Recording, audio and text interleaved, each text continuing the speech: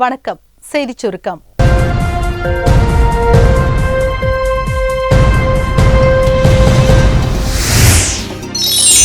தேர்தல் திருவிழா கோலாகல ஆரம்பம். முதல்கட்ட லோக்சபா தேர்தல் வியாழனன்று நடக்கிறது.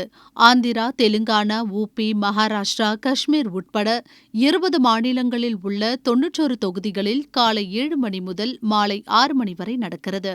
மொத்தம் 1266 வேட்பாளர்கள் போட்டியிடுகின்றனர்.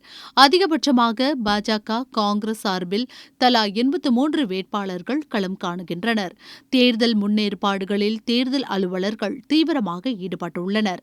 அமைதியான முறையில் தேர்தல் நடக்க அந்தந்த மாநில போலீசார், மத்திய படையினர் பாதுகாப்பு பணியில் ஈடுபடுகின்றனர். கதிர் ஆனந்த் மீது வழக்கு. வேலூர் தேர்தல் ரத்தா. திமுக பொருளாளர் துரைமுருகனின் மகன் கதிர் ஆனந்த் வேலூர் எம்பி தொகுதியில் போட்டியிடுகிறார். மகனுக்கு அதிக ஓட்டுகள் பெற்றுத்தரும் தொகுதி பொறுப்பாளர்களுக்கு 50 லட்சம் ரூபாய் வழங்குவதாக துரைமுருகன் அறிவித்தது வருமான வரித்துறைக்கு சந்தேகத்தை அளித்தது. துரைமுருகன் கதிர் ஆனந்த் வீடுகள், அவர்களது கல்வி நிறுவனங்கள் மற்றும் திமுக பிரமுகர்களின் வீடுகளில் சோதனை நடத்தி 24 கோடி ரூபாய் பணத்தை பறிமுதல் செய்தனர். இதனால் வேலூர் தேர்தலை ரத்து செய்ய கோரிக்கை வலுத்துள்ள நிலையில் கதிர் ஆனந்த் உள்ளிட்ட 3 மீது காட்பாடி போலீசார் வழக்கு பதிவு செய்துள்ளனர்.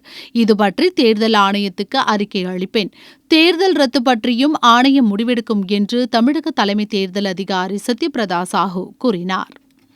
மீண்டும் மோடி, இம்ரான் விருப்பம். பிரதமர் மோடி வெற்றி பெற்று மீண்டும் ஆட்சிக்கு வரவேண்டும் என விருப்பம் தெரிவித்துள்ளார் பாகிஸ்தான் பிரதமர் இம்ரான்கான்.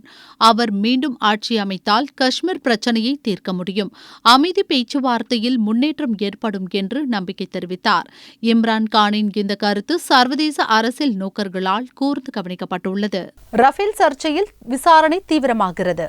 பிரான்சின் டசால்ட் நிறுவனத்திடம் இருந்து ரஃபேல் போர் விமானங்களை வாங்க ஒப்பந்தம் செய்ததில் முறைகேடு நடந்துள்ளதாக பிரசாத் பூஷன், அருண் ஜோஷி, யஷ்வந்த் சின்ஹா வழக்கு போட்டனர். ஒப்பந்தத்தில் சந்தேகம் எழவில்லை என கூறி வழக்கை சுப்ரீம் கோர்ட் தள்ளுபடி செய்தது. தீர்ப்பை மறு ஆய்வு செய்ய கோரி 3 சார்பில் மனு செய்யப்பட்டது. ராணுவ அமைச்சகத்தின் சில குறிப்புகளை மனுதாரர்கள் இணைத்திருந்தனர். அந்த குறிப்புகளில் டசால்ட்டுடன் பிரதமர் அலுவலகம் தனியாக பேச்சுவார்த்தை நடத்தியதற்கு ராணுவ அமைச்சகம் ஆட்சேபம் தெரிவித்திருந்தது. அந்த ரகசிய ஆவணங்களை ராணுவ அமைச்சகத்திலிருந்து திருடி சீராய்வு மனுவுடன் மனுதாரர்கள் இணைத்துள்ளனர். அதனால் மறு ஆய்வு செய்ய கோரும் மனுக்களை தள்ளுபடி செய்ய வேண்டும் என மத்திய அரசின் தரப்பில் அட்டார்னி ஜெனரல் வேணுகோபால் வாதிட்டார். அந்த வாதத்தை கோர்ட் நிராகரித்தது. மனுதாரர்கள் தாக்கல் செய்த புதிய ஆவணங்கள் மீது விரிவாக விசாரணை நடத்த கோர்ட் முடிவு செய்துள்ளது. விசாரணை துவங்கும் தேதி விரைவில் அறிவிக்கப்படும் என நீதிபதிகள் அறிவித்தனர். PM நரேந்திர மோடி சினிமாவுக்கு தடை. பிரதமர் மோடியின் வாழ்க்கை வரலாறு தொடர்பாக எடுக்கப்பட்ட PM நரேந்திர மோடி படத்தை தேர்தல் நேரத்தில் வெளியிடக்கூடாது என எதிர்க்கட்சியினர் சுப்ரீம் கோர்ட்டில் மனு தாக்கல் செய்தனர். இந்த விவகாரம் தொடர்பாக தேர்தல் கமிஷன் தான் முடிவு செய்ய வேண்டும் என கூறி கோர்ட் மனுவை தள்ளுபடி செய்தது. இதையடுத்து லோக்சபா தேர்தலின் முதற்கட்ட ஓட்டுப்பதிவு நாளான வியாழனன்று படத்தை வெளியிட படக்குழு முடிவு செய்தது. படம் வெளியீட்டை எதிர்த்து தேர்தல் கமிஷனிடம் எதிர்க்கட்சிகள் முறையிட்டன. இந்நிலையில் மோடி படத்தை வியாழனன்று வெளியிட தேர்தல் கமிஷன் தடை விதித்தது. மேலும் தேர்தல் முடியும் வரை வாழ்க்கை வரலாறு தொடர்பான படத்தையும் வெளியிடக்கூடாது என்றும் உத்தரவிட்டது. இதுபோன்ற திரைப்படங்கள் வாக்காளர்களின் மனநிலையில் தாக்கத்தை ஏற்படுத்தும் என்றும் தேர்தல் கமிஷன் கூறியுள்ளது. மண் சரிந்து 10 தொழிலாளிகள் பலி. கிராம மக்களுக்கு வேலை வழங்க ஊரக வேலை உறுதி திட்டத்தை காங்கிரஸ் கூட்டணி அரசு கொண்டு வந்தது. அத்திட்டத்தின் கீழ் தெலுங்கானா மாநிலத்தில் கால்வாய் தோண்டும் பணி நடந்தது. பொக்லைன் எந்திரம் மூலம் களிமண்ணை தோண்டியபோது மண் சரிவு ஏற்பட்டது. தொழிலாளர்கள் புதைந்தனர். 7 பேர் சம்பவ இடத்தில் இறந்தனர். மருத்துவமனைக்கு கொண்டு செல்லும் வழியில் 3 இறந்தனர். 5 பேர் ஆபத்தான நிலையில் மருத்துவமனையில் சேர்க்கப்பட்டுள்ளனர்.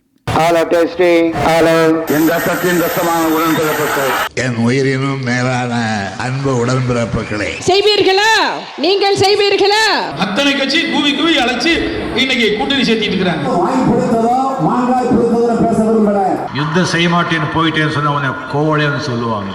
आप में से किसी ने कहा था कि Rafale CEO has said people of Tamil Nadu are remarkable. தேர்தல் திருவிழா 2019 6 பக்க எக்ஸ்க்ளூசிவ் தேர்தல் செய்திகள். தினமலர் நாளிதழில் தினமும் சில செய்திகள், சில படங்கள், சில தகவல்கள். தினமலர் நாளிதழில் மட்டுமே. தினமலர், உண்மையின் உரைக்கல்.